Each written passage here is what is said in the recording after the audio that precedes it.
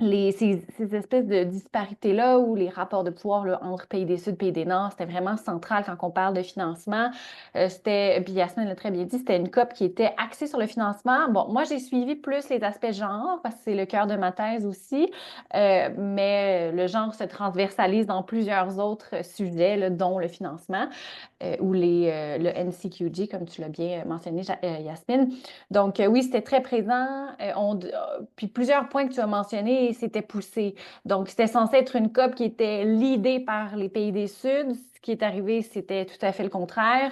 En termes de financement, ce qui a été accordé, là, au moins 300 billions, je me mélange tout le temps, au moins 300 billions, ça a été même décrié par plusieurs organisations de la société civile, notamment des pays du Sud, comme quoi c'était vraiment dans les derniers jours, là, il y avait vraiment une espèce de discours de no deal is better than a bad deal. Et c'était vraiment, il y a eu beaucoup, beaucoup de mobilisation sur ça.